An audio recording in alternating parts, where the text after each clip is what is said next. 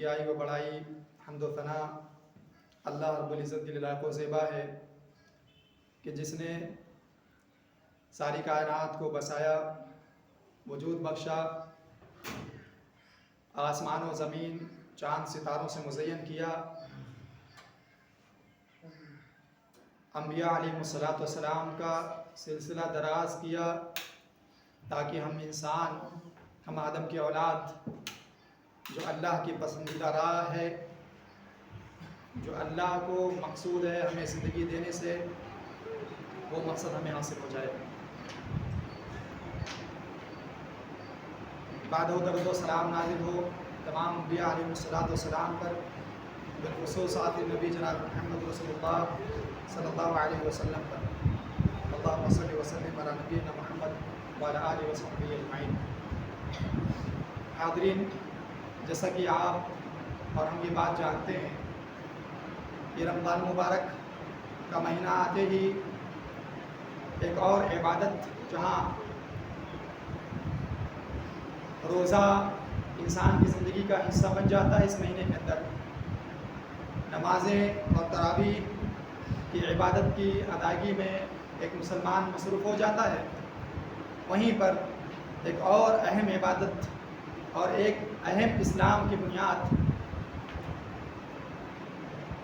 انسانوں کی نگاہوں کے سامنے، بالخصوص مسلمانوں کی نگاہوں کے سامنے گردش کرنے لگ جاتا ہے، اور مسلمان اس پر عمل پیرا ہونے کی کوشش کرتے ہیں۔ وہ یہ اسلام کی تیسری بنیاد جس کا تذکرہ میں نے پچھلے خطبہ جمعہ کے اندر کیا تھا، لا الہ الا اللہ محمد رسول اللہ صلی اللہ علیہ وسلم کے بعد نماز قائم کرنا اسلام کی دوسری بنیاد ہے، اس کے بعد زکوٰۃ دینا یہ اسلام کی تیسری اہم بنیاد ہے۔ زکوٰۃ دینا، اپنے مال کے اندر اپنے مال سے کچھ چیزیں نکال دینا، اپنے جانوروں کے اندر سے کچھ چیزیں نکال دینا اگر وہ نصاب کو پہنچتے ہیں، اپنے کھیتوں کے ذریعے جو اناج اگا ہے اس میں سے کچھ چیزیں بطور زکوٰۃ نکال دینا، یہ فقط 2-4 ہزار یا 10-20 ہزار روپے دینا نہیں ہے، بلکہ اسلام کی بنیاد کو قائم کرنا ہے اپنی زندگی کے اندر۔ اور زکوٰۃ کے تعلق سے ایک غلط فہمی جو ہم مسلمانوں کے ذہنوں میں موجود ہے، وہ یہ کہ اگر ہم اپنے مال میں سے کچھ مال غریبوں کو، مسکینوں کو، حاجت مندوں کو، مسافروں کو، مدرسوں میں یا حاجت مندوں میں، فقیروں میں یا لوگوں کے قرض ادا کرنے میں اگر ہم وہ پیسے دے دیں گے تو ہمارے پیسوں کے اندر کمی آ جائے گی، ہمارے اناج کے اندر کمی آ جائے گی، ہمارے زیورات کے اندر کمی آ جائے گی، ہمارا مال کم ہو جائے گا، مال برباد ہو جائے گا، تھوڑا ہو جائے گا۔ حالانکہ ایسا نہیں ہے۔ اللہ تبارک و تعالیٰ نے بیان فرمایا، جہاں اللہ تبارک و تعالیٰ نے سود کے تعلق سے، سود کی حرمت کے تعلق سے آیت اتاری، وہیں اسی کے ضمن میں یہ بات بتائی کہ تم انسان ہو، تم اپنی نگاہوں سے تو یہ دیکھتے ہو کہ سود اور بیاج لے کر تمہارا مال بڑھ رہا ہے، سود اور بیاج لے کر تمہارے کام آسان ہو جا رہے ہیں، تمہارے خزانے میں اضافہ ہو رہا ہے، اور تمہاری آنکھ یہ دیکھتی ہے کہ تم اگر زکوٰۃ دو گے، تم اگر صدقات دو گے، لوگوں کے اندر تقسیم کرو گے، حاجت مندوں کی حاجتوں کو پورا کرو گے، بے سہاروں کا سہارا بنو گے، تو تمہارا مال کم ہو جائے گا، خسارہ اٹھاؤ گے۔ ایسا نہیں ہے۔ یمحق اللہ الربا ویربی الصدقات، تم اگر زکوٰۃ دو گے، تم اگر صدقات دو گے تو تمہارا مال بڑھے گا، اس سے کم نہیں ہوگا۔ اور اگر تم سود کے معاملات کرو گے، جس سے تمہیں یہ نظر آتا ہے کہ سود اگر لے لو گے، بیاج اگر لے لو گے تو تمہارا مال بڑھے گا، تو مال بڑھے گا نہیں۔ یمحق اللہ الربا ویربی الصدقات، اللہ تبارک و تعالیٰ سود کو مٹا دیتا ہے اور زکوٰۃ کے اندر اضافہ کرتا ہے۔ اللہ کے رسول علیہ الصلوۃ والسلام نے دوسرے موقع پر بیان فرمایا کہ ما نقصت صدقۃ من مال، کسی نے اگر صدقہ کیا ہے تو وہ صدقہ اس کے مال کے اندر کمی نہیں کرتا ہے، اس کے مال کے اندر کمی نہیں کرتا ہے۔ تو آپ کو اور ہمیں اور ہماری خواتین کو، ہمارے بچوں کو اس بات پر مکمل یقین ہونا چاہیے کہ ہم اگر زکوٰۃ دیتے ہیں، ہم اگر صدقہ کرتے ہیں تو یہ اللہ کا فرمان ہے، مال کم نہیں ہوتا ہے، اناج کم نہیں ہوتا ہے، زیورات سونے چاندی کم نہیں ہوتے ہیں، اللہ تبارک و تعالیٰ اس کے اندر اضافہ کرتا ہے۔ اور اضافہ کیسے ہوتا ہے کہ آپ نے دیا زکوٰۃ اور فوراً بڑھ گیا، آپ کو دکھ گیا، ایسا نہیں ہے۔ اللہ تبارک و تعالیٰ ایسے ذرائع کھول دیتا ہے، ایسے راستے کھول دیتا ہے کہ آپ کے مال کو تباہی سے بچا لیتا ہے، آپ کی کھیتیوں کو آفتوں سے بچا لیتا ہے، آپ کے حوالے ہو جانے سے بچا لیتا ہے، آسمانی مصیبتوں سے بچا لیتا ہے۔ لوگوں میں جو لٹیرے ہیں، جو آپ کے مال کو لوٹنے والے لوگ ہیں، ان کے لٹیرے ہاتھوں سے آپ کے مال کو محفوظ کر لیتا ہے۔ یا اور دیگر ذرائع بھی آپ کے مال کے اندر جو اضافے کا سبب جو بنتا ہے، اللہ تبارک و تعالیٰ راستے کھول دیتا ہے۔ قرآن مجید کی ایک آیت میں نے خطبہ حاجہ کے شروع میں پڑھی، وہ آیت بھی یہی بات کہتی ہے، خذ من اموالہم صدقۃ، کہ اے اللہ کے رسول محمد صلی اللہ علیہ وسلم آپ لوگوں کے مال سے زکوٰۃ لیجئے۔ یہ زکوٰۃ لینا کیا ہوگا؟ جو ہے ان کے مال کے اندر زیادہ کرے گا، ان کے مال کو پاک کرے گا۔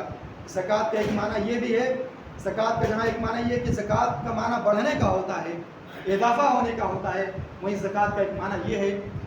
سورہ جمعہ کے اندر اللہ تعالیٰ نے کہا وَالَّذِي بَعَثَ فِي الْأُمِّيِّينَ رَسُولًا مِّنْهُمْ يَتْلُو عَلَيْهِمْ آيَاتِهِ وَيُزَكِّيهِمْ وَيُعَلِّمُهُمُ الْكِتَابَ وَالْحِكْمَةَ۔ مکہ کے اندر اللہ نے کہا مکہ کے اندر لوگوں کے درمیان میں ہی ہم نے، لوگوں کے بیچ میں سے ہی ہم نے رسول کو بھیجا، کیا کرنے کے لیے؟ یعلمہم الکتاب یزکیہم، ان کو پاک کرنے کے لیے، یعلمہم الکتاب والحکمہ، ان کو کتاب اور حکمت کی باتیں بتانے کے لیے۔ اللہ کے رسول، اللہ کے پیغمبر اپنی تعلیمات کے ذریعے انسانوں کے جسموں کو اور انسانوں کی روحوں کو پاک کرنے کا کام کرتے ہیں۔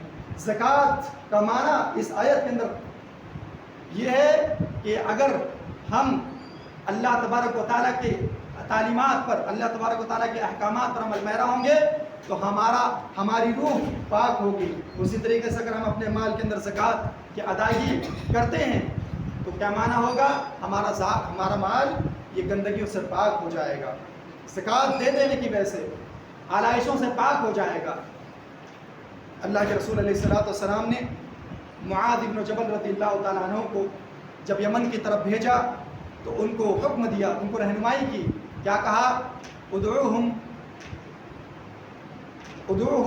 الی شہادت لا الہ الا اللہ، کہ اے معاذ آپ اہل یمن کی طرف جا رہے ہیں، جب آپ وہاں پہنچ جائیں تو سب سے پہلے جو اسلام کی دعوت آپ لوگوں کے سامنے رکھیں گے وہ یہ ہوگی کہ لا الہ الا اللہ، کہ لوگ اس بات کی گواہی دیں کہ اللہ کے سوا کوئی عبادت کا حقدار نہیں ہے، معبود حقیقی کون ہے؟ اللہ تبارک و تعالیٰ۔ فَإِنْهُمْ أَطَاعُوا لِذَلِكَ، جب وہ اس بات پہ اقرار کر لیں کہ توحید اور اللہ کی وحدانیت ہی سب کچھ ہے، اور اللہ کی تنہا عبادت ہی سب کچھ ہے، اور اس کے علاوہ اللہ کی ذات کے علاوہ کسی کے سامنے ہاتھوں کو نہیں پھیلایا جائے گا، کسی سے اولادیں نہیں مانگی جائیں گی، کسی سے بیماری دور کرنے کا کوئی معاملہ تمہاری زندگی میں نہیں ہوگا۔ جب یہ اقرار وہ لوگ کر لیں، جب اس بات پر مکمل ٹھہر جائیں، استقامت اختیار کر لیں، تب آپ دوسری بات انہیں یہ بتلائیے کہ قد افترض علیہم 5 صلوات فی کل یوم و لیلہ، کہ اللہ تعالیٰ نے ان کے اوپر رات اور دن ملا کر 5 وقتہ نمازیں فرض کی ہیں، 5 وقت کی نمازیں فرض کی ہیں۔ فَإِنْهُمْ أَطَاعُوا لِذَلِكَ، اب جب وہ نمازوں کا بھی اقرار کر لیں کہ ہاں ہم 5 وقت کی نماز پڑھیں گے، 5 وقتہ نماز اسلام کا حصہ ہے، اسلام کی بنیاد ہے، وہ اقرار کر لیں، فَإِنْهُمْ أَطَاعُوا لِذَلِكَ، تو آپ انہیں بتائیے فَأَعْلِمْهُمْ أَنَّ اللَّهَ افْتَرَضَ عَلَيْهِمْ صَدَقَةً فِي أَمْوَالِهِمْ تُؤْخَذُ مِنْ أَغْنِيَائِهِمْ وَتُرَدُّ عَلَىٰ فُقَرَائِهِمْ، کہ اب ان کو یہ بات بتلائیے کہ اللہ تبارک و تعالیٰ نے ان کے مالوں میں، ان کے پیسوں میں، ان کے جانوروں میں، ان کے کھیتیوں میں، اللہ تبارک و تعالیٰ نے ان کی تجارتوں میں زکوٰۃ رکھا ہے، زکوٰۃ فرض کیا ہے۔ اور زکوٰۃ کا کیا معاملہ ہے؟ زکوٰۃ کی کیفیت کیا ہے؟ تؤخذ من اغنیائہم، ان کے مالداروں سے لیا جائے گا، ہر کسی سے نہیں لیا جائے گا، ہر کسی سے نہیں لیا جائے گا، بستی کے ہر فرد سے زکوٰۃ نہیں لی جائے گی، اللہ نے فرض کیا ہے تؤخذ من اغنیائہم، ان کے مالداروں سے لیا جائے گا، وترد علی فقرائہم، اور اس بستی کے غریبوں پر، اس بستی کے ناداروں پر خرچ کیا جائے گا، انہی کے مالداروں سے لیا جائے گا اور انہی کی بستیوں کے فقیروں پر، ناداروں پر، بے سہاروں پر خرچ کر دیا جائے گا۔ लौटा दिया जाएगा। ये ज़कात की अहमियत है। अब जो अगर ज़कात का इनकार करता है, ज़कात को कहता है मैं नहीं देता, मैं नहीं मानता कि अल्लाह ताला ने इस किस्म की कोई चीज़ हम मुसलमानों पर फ़र्ज़ की है, मैं सिर्फ नमाज जानता हूँ, मैं सिर्फ तौहीद जानता हूँ, मैं सिर्फ फलां चीज़ें जानता हूँ, मैं ज़कात नहीं देता। तो हज़रत अबू बकर सिद्दीक़ रज़ियल्लाहु ताला अन्हु जब खलीफा बनाए गए, बाद लोगों ने कहा हम ज़कात नहीं देंगे। अबू बकर सिद्दीक़ रज़ियल्लाहु ताला अन्हु ने फैसला किया कि मन फ़र्रक़ बैन अस्सलात व ज़कात, जो नमाज और ज़कात के दरमियान फ़र्क करेगा और कहेगा कि मैं ज़कात नहीं देता, अल्लाह की कसम लौ मनऊनी क़ालन लक़ातलतुहुम अलैहि, अगर वो लोग एक डंडी जो नबी अलैहिस्सलाम को बतौर ज़कात दिया करते थे, अगर आज ज़कात देने से मुझे मना करते हैं, रोक लेते हैं अपना हाथ, लक़ातलतुहुम अलैहि, तो मैं उनसे क़िताल करूँगा, तो मैं इनसे जिहाद करूँगा। जिस तरीके से दूसरे लोगों से या जो लोग इस्लाम से मुर्तद हो जाते हैं उनसे क़िताल किया जाता है, उसी तरीके से जो ज़कात देने से अपने हाथों को रोक लेंगे और ज़कात नहीं देंगे, ज़कात का सिरे से इनकार करेंगे, तो मैं उनसे क़िताल करूँगा। ज़कात की ये अहमियत है, ज़कात की ये फ़र्दियत है और ज़कात की ये कैफियत है। ज़कात किस तरीके से हम मुसलमान अदा कर सकते हैं, इस्लाम की ये बुनियाद किस तरीके से हमसे अदा हो पाएगी, हमें फ़िक्रमंद होना चाहिए, हमें पल्ला नहीं झाड़ना चाहिए कि हमसे क्या लेना देना। क़यामत का दिन होगा, हम देख लेंगे, क़यामत के दिन जो फ़ैसला अल्लाह तबारक व तआला और लोगों के हक़ में करेगा वही तो हमारे हक़ में भी करेगा। इस तरीके से मामला नहीं चलने वाला है, इस तरीके से मामला हल नहीं होने वाले हैं, बल्कि अपने दीन के ताल्लुक़ से फ़िक्रमंद होना पड़ेगा, अपने दीन के ताल्लुक़ से फ़िक्रमंद होना पड़ेगा।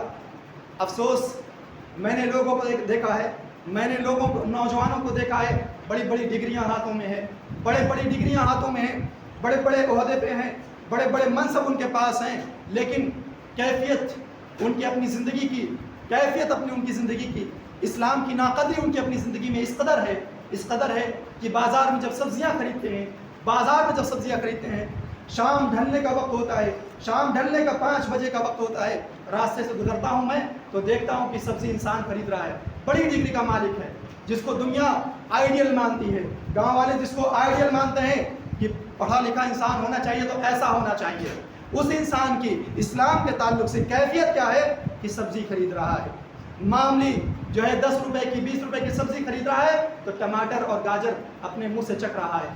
रमज़ान का महीना चल रहा है, उस डिग्री याफ्ता शख्स की और उस आइडियल याफ्ता शख्स की ये कैफियत है इस्लाम के ताल्लुक़ से। वो टमाटर चखते हुए सब्ज़ी खरीद रहा है, वो गाजर चखते हुए सब्ज़ी खरीद रहा है। बताना क्या चाहता है गैरों को वो इंसान, और अपनों को क्या पैगाम देना चाहता है कि तुमने मुझे आइडियल माना है, मेरी डिग्री को आइडियल माना है, मेरे ओहदे मेरे मनसब को आइडियल माना है। देखो इस्लाम इतनी अहम चीज़ नहीं है, रमज़ान इतनी अहम चीज़ नहीं है, अल्लाह के अहकामात इतनी अहम चीज़ नहीं है, और गैरों को क्या पैगाम देना चाहता है। जैसे मैंने उसने ये पैगाम दिया अपनों को कि जैसे मैं एकदम न्यूट्रल शख्स हूँ, एकदम पॉजिटिव शख्स हूँ, वैसे तुम भी पॉजिटिव रहो। इस्लाम के लिहाज से बुनियाद परस्त होने की ज़रूरत नहीं है, ये आलिम और हाफिज के पीछे मत भागो। देखो मैंने पढ़ाई लिखाई करके कितना आगे मैं बढ़ गया, लोगों ने मुझे नमूना माना है, और गैरों को वो शख्स क्या पैगाम देना चाहता है, उस सब्ज़ी फरोश को क्या पैगाम देना चाहता है कि भाई मैं तुम्हारी तरह हूँ, भाई मैं तुम्हारी तरह हूँ। ये बिरादरी जो वतन की बुनियाद पर है, ये मेरे निगाह में सबसे अहम है। और ये रमज़ान है अल्लाह की जानिब से हुक्म, लेकिन इतना अहम नहीं है। रोज़ा रखा भी जा सकता है, नहीं भी रखा जा सकता है, हम में और तुम्हारे में कोई फ़र्क की बात नहीं है। ये पैगाम देना चाहता है। ये डिग्री याफ्ता लोगों की जब ये कैफियत होगी तो आम जाहिल इंसान की क्या कैफियत होगी आप अंदाज़ा लगा सकते हैं। इसलिए मैं कहता हूँ, इसलिए अल्लाह तबारक व तआला कहता है आइडियल कौन होना चाहिए, मुसलमानों को किसके पीछे चलना चाहिए, किसको रहनुमा किसको उसवा मानना चाहिए, उलमाए रब्बानियों को मानना चाहिए, उन उलमा को मानना चाहिए जो रब्बानी उलमा हैं, जो हर बात में अल्लाह का हवाला देते हैं, जो हर बात में रसूलुल्लाह सल्लल्लाहु अलैहि वसल्लम की आइडियल शख्सियत पेश करते हैं लोगों के सामने। ये डिग्रियों के पीछे, ये जो सिर्फ नौकरी और दुनिया पाने के लिए डिग्रियां बनाते हैं, तालीम हासिल करते हैं, उनको आइडियल मानने की ज़रूरत नहीं है। अगर आपने उनको आइडियल माना, उनको उसवा और रहनुमा माना, तो आपकी भी कैफियत कुछ दिनों के बाद वैसी हो जाएगी।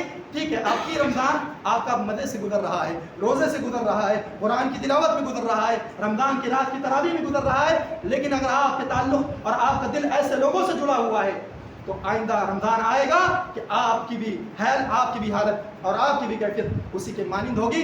اور اللہ تبارک و تعالیٰ کا غضب نازل ہوگا. اور غضب کیا ہے اس دنیا کے اندر؟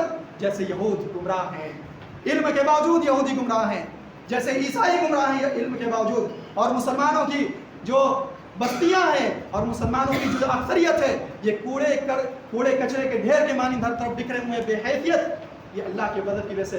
ویسے ایسے لوگوں سے اپنا دل جوڑنا، اپنا تعلق قائم کرنا آپ کو آئندہ سال بے وزن کر دے گا، آپ کو کچرے کے ڈھیر پر لا کے کھڑا کر دے گا، آپ کی ایسے سونے اور چاندی کی طرح نہیں ہوگی. بہرحال ہمیں اللہ اور اس کے رسول کے تعلق سے فکر مند ہونا چاہیے. اللہ کے رسول علیہ السلام نے زکوٰۃ کے تعلق سے کہا لیس فی اقل من 20 مثقال من الذهب. ہر شخص پر اللہ تعالیٰ نے زکوٰۃ فرض نہیں کی. ہر شخص زکوٰۃ دینے کا اللہ تعالیٰ نے اس کو مختار نہیں بنایا ہے، بلکہ کیا کہا اللہ کے رسول علیہ السلام نے کہ اگر 20 دینار سے کم سونا کسی کے پاس ہے تو اس پر زکوٰۃ نہیں ہے. 20 دینار اس زمانے کا، 20 دینار سے کم یہ وزن بتایا گیا ہے. 20 دینار سے کم اگر سونا کسی کے پاس ہے تو اس پر زکوٰۃ نہیں ہے. 20 دینار سونا کتنا ہوتا ہے؟ ایک دینار جو ہے، ایک دینار سونے کا جو سکہ ہوتا ہے اس کا وزن 4.25 گرام ہوتا ہے، 4.25 گرام ہوتا ہے.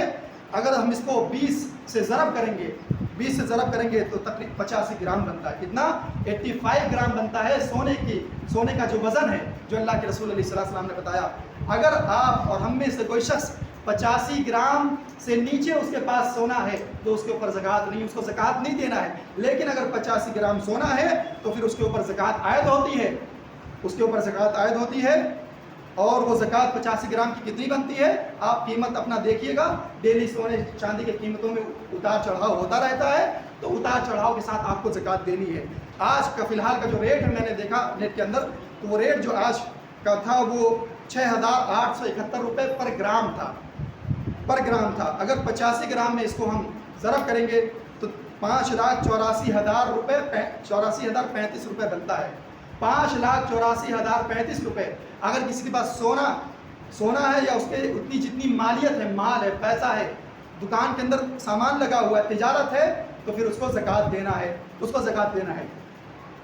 اور اگر اللہ کے رسول علیہ السلام نے کہا وَلَا فِي أَقَلَّ مِن 100 درہم صدقہ، اور نہ ہی 200 درہم سے کم میں صدقہ ہے. 200 درہم سے کم میں صدقہ ہے. یہ درہم چاندی کا سکہ ہوا کرتا تھا نبی علیہ السلام کے زمانے میں، وہ چلتا تھا، تو نبی علیہ السلام نے اس کو بتایا. تو یہ 200 درہم کے جو مقدار ہے، ایک درہم کا وزن جو ہوتا ہے وہ 2.975 گرام ہوتا ہے. اگر ہم اس کو 200 میں ضرب دیتے ہیں تو پورا جو گرام بنتا ہے، جو وزن بنتا ہے چاندی کا جس پر زکوٰۃ ہے، وہ 595 گرام وزن بنتا ہے. اگر 595 گرام وزنی چاندی کسی کے پاس ہے اور اس کا مالک ہے تو اس کو زکوٰۃ دینا. اگر اس سے کم ہے تو پھر اس کے اوپر زکوٰۃ نہیں ہے. یہ رہا جو ہے سونے اور چاندی کے اعتبار سے زکوٰۃ کا نصاب اور زکوٰۃ کی کیفیت. اگر کسی کے پاس یہ سونے چاندی کی شکل میں موجود نہیں ہیں چیزیں، پیسے کی شکل میں ہیں، تجارت کی شکل میں ہیں، سامان کی شکل میں ہے، یا اور کسی چیز کی شکل میں ہے، تو پھر وہ سونے کا اعتبار کرتے ہوئے کہ سونے کا جتنا پیسہ بنتا ہے 5,84,035 روپے، حالانکہ اس میں اختلاف ہے کہ چاندی کا اعتبار کیا جائے گا یا سونے کا اعتبار کیا جائے گا، لیکن جو راجح بات ہے وہ سونے کا اعتبار کیا جائے گا پیسے کے اندر، تجارت کے اندر. تو اگر 5,84,000 روپے کے جتنا مال ہماری دکان میں ہے، 5,84,000 کے جتنا پیسہ ہمارے پاس ہے، تو پھر ہمیں اس پر زکوٰۃ دینی ہے. کتنا دینا ہے؟ 2.5% دینا ہے. 1 لاکھ میں 2,500 روپے دینا ہے. 100 روپے پہ 2.5 روپے دینا ہے. جب اتنا ہوگا تو 5,84,000 پہ 2.5% جتنا بنتا ہو آپ اس کو ادا کیجیے. اس کے بعد اللہ تبارک تعالیٰ نے جانوروں میں بھی زکوٰۃ فرض کی ہے. اللہ تبارک تعالیٰ نے جانوروں میں بھی زکوٰۃ فرض کی ہے، لیکن ہمارے وہاں جانوروں کا اتنا معاملہ نہیں، اس لیے میں جانوروں کی زکوٰۃ کا ذکر نہیں کر رہا ہوں. کھیتیوں کا جو زکوٰۃ کا معاملہ ہے، وہ جب کھیتیاں کاٹی جاتی ہیں اس وقت میں نے 12 بیان کیا، اس کو بھی میں اس وقت بیان نہیں کر رہا ہوں. ابھی ہم سے ریلیٹڈ جو چیز ہے، جس کا تعلق ہم سے ہے، وہ یہ صدقہ فطر ہے، فطرانہ، جس کو ہم فطرانہ بولتے ہیں. فطرانے میں بہت جو ہے ایک قسم کی سرکشی پائی جاتی ہے ہم مسلمانوں کے اندر. ہم اپنے سہولت کے لحاظ سے فطرہ دے دیتے ہیں اور سمجھ لیتے ہیں کہ ہمارا فطرہ ادا ہو گیا. ہمارے عالم بھی ہم سے جو جیسا ہم چاہتے ہیں ویسے ہی اسی روش پر چل کر ہمارے علماء ہم سے فطرہ وصول کر لیتے ہیں.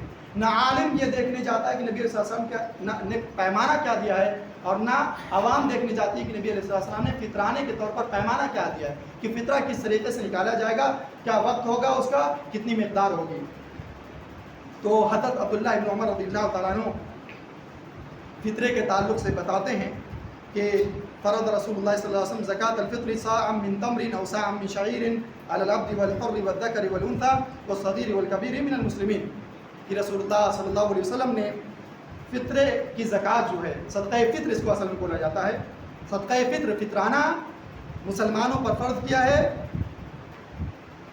چاہے غلام ہو، چاہے کہ آزاد ہو، چاہے کہ لڑکا ہو، چاہے کہ لڑکی ہو، چاہے کہ چھوٹا ہو، چاہے کہ بڑا ہو، حتیٰ کہ جو ہے جنین کا بھی تذکرہ آیا ہے، جنین کا بھی تذکرہ آیا ہے، جو ماں کے پیٹ میں ہوں، قریب الولادہ ہوں، ان کا بھی تذکرہ آیا ہے. تو ہر کسی کی جانب سے یہ فطرہ نکالا جائے گا گھر کے ہر فرد کی طرف سے. یہ فطرہ کتنا ہوگا، ہم میں تو جو چیز رائج ہے ہم اس کا تذکرہ نہیں کرتے ہیں، لیکن نبی علیہ السلام کے زمانے میں کیا چیز اس کا تذکرہ کرتے ہیں. صاع من تمرین، ایک صاع کھجور، ایک صاع وزن ہوتا ہے. نبی صلی اللہ علیہ وسلم کے زمانے میں ایک پیمانہ ہے، تولنے کا ایک پیمانہ تھا. وہ صاع کس کو بولتے ہیں؟ 4 مد کو بولتے ہیں. ایک صاع 4 مد کا ہوتا ہے. یہ دونوں ہتھیلیوں کو ہم نے ملا لیا اور 4 بار اس سے کر کے ہم نے اناج ڈالا، 4 بار کر کے کھجور ڈالی کسی برتن میں، تو یہ ایک صاع ہو گیا. 4 بار اس طریقے سے آپ دونوں ہتھیلیوں کو ملا کر کوئی اناج ڈالیں، گیہوں ڈالیں، تو اس طریقے سے صاع ہو گیا. اور نبی علیہ السلام کے زمانے میں جو صاع کو وزن کیا گیا، بعد کے لوگوں نے جو وزن کیا، وہ تقریباً 2 کلو 40-50 گرام یا 2 کلو 100 گرام کے آس پاس بنتا ہے. 2 کلو کے آس پاس بنتا ہے، 2 کلو سے اوپر ذرا سا بنتا ہے.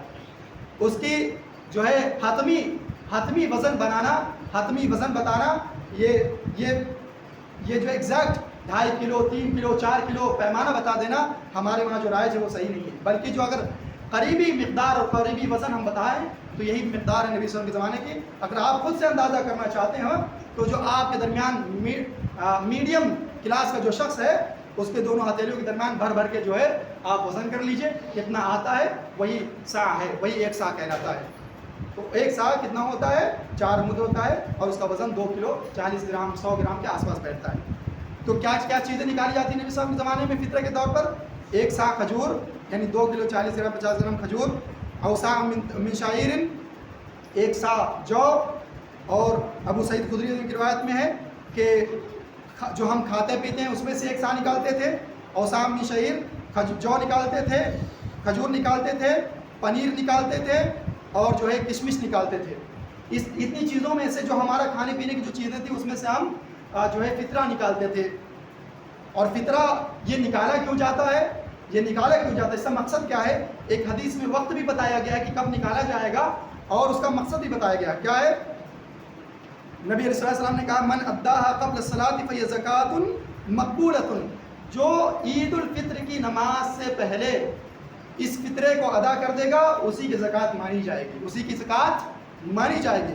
ومن اداها بعد الصلاۃ فهي صدقۃ من الصدقات، اور جو عید کی نماز ہو گئی اس کے بعد یہ فطرہ نکالتا ہے تو اس کی زکوٰۃ نہیں مانی جائے گی. اور ایک روایت میں ہے کہ طعمۃ للمساکین، یہ مسکینوں کا کھانا ہے یہ جو فطرہ نکالا جاتا ہے. پتہ یہ چلا اس حدیث سے یہ عید الفطر سے پہلے نکالنا ہے، نماز کی ادائیگی سے پہلے. اور مقصد اس کا یہ ہے کہ جن کے پاس اتنے وسائل نہیں ہے کہ وہ عید منا سکیں، عید کے دن خوشیوں میں شریک ہو سکیں، مسلمانوں کے جو ہے سویاں بنا سکیں یا اور چیزیں بنا سکیں، ان کو یہ احساس نہ اس دن کہ ہمارے پاس کچھ نہیں ہے، ہم کیسے عید منائیں. اس احساس کو مٹانے کے لیے اللہ تعالیٰ نے مسلمانوں پر فطرے کو فرض کیا. اور فطرہ کس میں سے نکالا جائے گا؟ کھانے پینے کی چیزوں میں سے نکالا جائے گا. اب پتہ یہ چلا کہ اس زمانے میں سکہ چل رہا تھا، درہم دینار چل رہا تھا، پیسے چل رہے تھے، اس کے باوجود بھی کسی صحابی نے، رسول اللہ صلی اللہ علیہ وسلم نے درہم دینار فطرے کے طور پر نہیں نکالا، تو ہمیں بھی 50 روپے 51 روپے 101 روپے یہ غیروں سے ہم متاثر ہو کے یہ جو کیا بولتے ہیں شبھ ہے، یہ 1 روپے کی جو اکائی ہے یہ شبھ ہے، اور اس طریقے سے ان سے متاثر ہو کے ہم نے فطرے کے اندر بھی اس قسم کی جو ہے گنتیاں لا دی ہیں کہ 51 روپے دیجئے 61 روپے دیجئے آپ کا فطرہ ادا ہو گیا. یہ سب جہالت والی چیزیں ہیں اس طور پر کہ شبہ کچھ ہوتا نہیں ہے. اسلام کے اندر منوسیت نام کی کوئی چیز نہیں ہے. اور دوسری یہ چیز ہے کہ آپ پیسے کے طور پر فطرہ نہیں نکال سکتے. اگر آپ نکال سکتے ہوتے تو نبی علیہ السلام اور صحابہ بھی نکالتے, کیونکہ یہ ان کے بس میں تھا. اللہ کے رسول صلی اللہ علیہ وسلم نے حکم دیا اور صحابہ کرام نے نہیں لیا. یہی نمونہ ہمارے لیے ہونا چاہیے. کیا چیز نکالیں؟ جن چیزوں کا تذکرہ ان احادیث سے ملتا ہے. ہاں ہم میں سے ہمارے پاس کھانے پینے کی جو چیزیں, چاول ہمارے کھانے کی چیزیں, ہمارے کھانا کیا ہے؟ چاول ہے. ہمارا کھانا کیا ہے؟ آٹے وغیرہ ہیں. آپ گیہوں کے بجائے آٹا نکالیے, آپ گیہوں کے بجائے آٹا نکالیے. آپ اور جو کھانے پینے کی چیزیں ہیں جو استعمال کر کے غریب اور مسکین عید کے دن عید منا سکیں. اگر آپ نے 15 دن پہلے نکال دیا, 10 دن پہلے نکال دیا, چاہے آپ نے اناج ہی کیوں نہ دیا ہو, یہ صحیح نہیں ہے. صحابہ کرام کہتے ہیں وَكَانُوا يُخْرِجُونَ الْفِطْرَ قَبْلَ الْعِيدِ بِيَوْمٍ أَوْ بِيَوْمَيْنِ.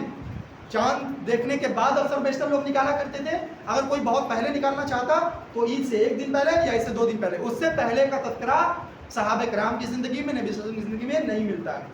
تو لہٰذا 10 دن پہلے کا قصہ ختم کیجئے, 15 دن پہلے کا قصہ ختم کیجئے, اور پیسے نکالنے کا قصہ ختم کیجئے. اپنے ہاتھوں سے لے جا کر اپنے قرب و جوار کے غریبوں اور مسکینوں کو پہنچائیے. وہ چیزیں پہنچائیے جو وہ عید کے دن استعمال کر سکیں, اور جو استعمال نہ کر سکیں عید کے دن, پھر آپ نے کوئی کہ زکوٰۃ نہیں دیا ہے. آپ نے نبی علیہ السلام کی رہنمائی میں زکوٰۃ نہیں دیا. آپ بنا وضو کے نماز پڑھیے, نماز قبول نہیں. آپ بنا اللہ اکبر کیے نماز پڑھیے, آپ کی نماز قبول نہیں. آپ سلام پھیرے بنا اٹھ جائیے, آپ کی نماز قبول نہیں. اتنا نبی کا طریقہ اہم ہے عبادتوں کے اندر. یہ فطرہ جو ہے یہ عبادت ہے, ہم ویسے اپنا منمانا نہیں کر رہے ہیں. جب عبادت ہے تو عبادت اسی طریقے پر ادا کی جائے گی جس طریقے پر نبی علیہ السلام نے رہنمائی کی ہے, صحابہ کرام نے عمل کیا ہے. اب جو زکوٰۃ نہیں دیتا ہے, چاہے وہ فطرہ ہو, چاہے عام زکوٰۃ ہو, چاہے مال کے اندر ہو, چاہے کھیتیوں کے اندر ہو, جو بھی زکوٰۃ کا تذکرہ کیا جاتا ہے, جو نہیں دیتا اس کے لیے بڑی سزائیں ہیں, بڑی وعید ہے. ایک پہلی سزا تو یہی ہے کہ وہ اسلام کی ایک بنیاد اس کے اندر سے گر جاتی ہے, وہ کمزور انسان ہو جاتا ہے. اس انسان کا اسلام کمزور ہو جاتا ہے. اور پھر دوسری سزائیں کیا ہیں کہ آخرت میں قبر کے اندر اللہ تبارک و تعالیٰ نے کہا وَلَا يَحْسَبَنَّ الَّذِينَ يَبْخَلُونَ بِمَا آتَاهُمُ اللَّهُ مِنْ فَضْلِهِ هُوَ خَيْرٌ لَّهُمْ بَلْ هُوَ شَرٌّ لَّهُمْ. جو لوگ بخیلی کرتے ہیں زکوٰۃ دینے میں, سوچتے ہیں کہ میرا پیسہ کم ہو جائے گا, میرا اناج کم ہو جائے گا, میرے جانور کم ہو جائیں گے, میرا فلاں کم ہو جائے گا. بخیلی کرتے ہیں جو اللہ نے ان کو دیا ہے, انہوں نے خود نہیں کمایا, انہوں نے خود نہیں کمایا. اگر خود کی کمائی پر کسی کا مکان کھڑا ہو سکتا تھا اللہ کے فضل کے بغیر, تو دنیا کا ہر انسان محنت کرتا ہے, دنیا کا ہر انسان ہل جوتتا ہے, دنیا کا ہر انسان جو ہے تگودو کرتا ہے کمانے کے لیے, دنیا بنانے کے لیے. پھر کیوں نہیں ہر کسی کی دنیا بن جاتی؟ پھر کیوں نہیں ہر کسی کی کمائی برابر کی ہو جاتی؟ ہر انسان کروڑ پتی کیوں نہیں بن جاتا؟ ہر انسان لکھ پتی کیوں نہیں بن جاتا؟ حالانکہ محنت تو دونوں کی برابر ہے. یہ اللہ کا فضل ہوتا ہے کہ جس کو چاہتا ہے دیتا ہے, جس کو چاہتا ہے ہاتھ کو اپنے روک لیتا ہے. وہ خیر اللہ. اب جو بخیلی کرے گا, اللہ کے دیے ہوئے مال میں زکوٰۃ نہیں دے گا, اور یہ سوچے گا اس کے لیے بہتر ہے میرا 2 لاکھ روپے بچ گیا, میرا 2.5 لاکھ روپے بچ گیا, میرا 15,000 روپے بچ گیا, یہ سوچتا ہے. بل هو شر لهم. اللہ کہتا ہے یہ بھلی چیز نہیں ہے, یہ تمہارے حق میں بہت بری چیز ہے. کتنی بری ہے؟ سَيُطَوَّقُونَ مَا بَخِلُوا بِهِ يَوْمَ الْقِيَامَةِ. جو تم نے بخیلی کی ہے نا, اس بخیلی کو اور اس بخیلی کے مال کو قیامت کے دن جو ہے اژدہا اور سانپ بنا کر تمہارے گردن میں لپیٹ دیا جائے گا. وَلِلَّهِ مِيرَاثُ السَّمَاوَاتِ وَالْأَرْضِ. حدیث اس کی تشریح کرتی اس آیت کی کہ من آتاہ اللہ مالا, اللہ نے جس کو مال دیا اور اس نے اس کی زکوٰۃ نہیں دی, مُثْبِرَ لَهُ شُجَاعًا أَقْرَأَ, اس کے لیے جو اس کے مال کو اللہ تبارک تعالیٰ ایک اندھا, کیا ہے, اندھا سانپ بنا کر, اندھا سانپ دیکھنے والا نہیں ہوگا. جانور کے اندر آج بھی تو ترس نہیں ہے, سامنے آ جائے تو آپ کو کاٹ لے, لیکن آپ نے اگر بخیلی کی ہوگی زکوٰۃ دینے میں اور یہ سوچا ہوگا کہ میرے لیے بہتر ہے کہ بچ گیا میرا پیسہ, میرا مال, قیامت کے دن اس کو اندھا بنا کر اللہ تبارک تعالیٰ سانپ اژدہا کی شکل دے گا, اور آپ کی گردن میں لپٹا ہوا رہے گا وہ. اور کیا ہوگا معاملہ؟ یطوق یوم القیامہ یاخذ بلحظمتیہ, وہ ان دونوں جبڑوں کو پکڑے ہوئے ہوگا. یاخذ بلحظمتیہ ثم یقول انا مالک انا کنزک. پھر وہ سانپ کہے گا انا مالک, میں سانپ نہیں ہوں, میں اژدہا نہیں ہوں, جس زکوٰۃ کو تم نے روک رکھا تھا اور بھلا سوچا تھا کہ میرا مال بچا ہوا ہے، میں نے اچھا ہوا میں نے کسی کو نہیں دیا، مدرسے کو نہیں دیا، مجبور کو نہیں دیا، میں وہی مال ہوں، انا مالک انا کنزک، میں وہی مال ہوں اور میں وہی خزانہ ہوں جس کو تم نے جو ہے بچا بچا کر خوب عیش والی زندگی جی تھی دنیا کے اندر، یہ انا مالک وانا کنزک۔ ہمیں اور آپ کو چاہیے کہ ان فرامین کو سننے کے بعد ہمارا دل کے اندر جو ہے نرمی آنی چاہیے، دل کے اندر جو ہے دل پسیجنا چاہیے کہ کتنے فرامین ہیں مال کے تعلق سے، زکوٰۃ کے تعلق سے پسیجنا چاہیے، اور کل قیامت کی رسوائی سے، قیامت کے دن کی رسوائی سے، قبر کے اندھیرے کی رسوائی سے اور قبر کے عذاب سے جو ہے ہمیں بچنے کی فکر کرنی چاہیے کہ کہیں ایسا نہ ہو آج ہم نے مال کی محبت میں، آج ہم نے جائیداد کی محبت میں، آج ہم نے تجارت کی محبت میں، آج ہم نے شان و شوکت کی محبت میں، آج ہم نے اولاد کی محبت میں اپنا مال سمیٹ کر رکھا اور ناداروں کا، غریبوں کا، مسکینوں کا اور جو ہے اداروں کا حق اس میں سے نہیں دیا۔ کل قیامت کے روز کا معاملہ ایسا ہو جائے گا کہ اتنا نیکی کرنے کے باوجود بھی، اتنا بھلائی کرنے کے باوجود بھی، اتنا دان کرنے کے باوجود بھی، وہ دان اگر زکوٰۃ نہیں ہے، اتنا دان کرنے کے باوجود بھی ہمیں اللہ تبارک تعالیٰ رسوا کر دے گا، ہمارے مال کو ہمارے لیے ہماری رسوائی کا سبب بنا دے گا۔ اور خواتین کے تعلق سے حدیث میں یہ بتاؤں، نبی علیہ السلام کے پاس ایک عورت آتی ہے اور اس کے پاس 2 بچیاں ہوتی ہیں، ایک بچی ہوتی ہے اس کے دونوں ہاتھوں میں سونے کا بھاری کنگن ہوتا ہے۔ اللہ کے رسول علیہ السلام کہتے ہیں کیا تم نے اس کی زکوٰۃ دی ہے؟ وہ عورت کہتی ہے نہیں۔ تو اللہ کے رسول علیہ السلام نے کہا ایسرکی، کیا تمہیں اس بات سے خوشی محسوس ہوتی ہے کہ اللہ تبارک و تعالیٰ اس دونوں کنگن کے بدلے تمہیں جہنم کے آگ کا کنگن قیامت کے روز پہنائے؟ تو وہ عورت فوراً اپنے دونوں کنگنوں کو نبی علیہ السلام کے حوالے کر دیتی ہے۔ ہم کتنے فرامین سنتے ہیں، کتنے احکامات سنتے ہیں، کتنی خوف کی آیتیں سنتے ہیں، جہنم کا کتنا تذکرہ سنتے ہیں، قبر کی تاریکی کے حوالے سے کتنی باتیں سنتے ہیں، لیکن پھر بھی ہم پر لرزہ نہیں طاری ہوتا، ہمارے رونگٹے نہیں کھڑے ہوتے ہیں۔ ہمارا معاملہ کیا ہو گیا ہے؟ ہمارے دل بالکل سیاہ ہو چکے ہیں، یہ سیاہی کیسے جائے گی؟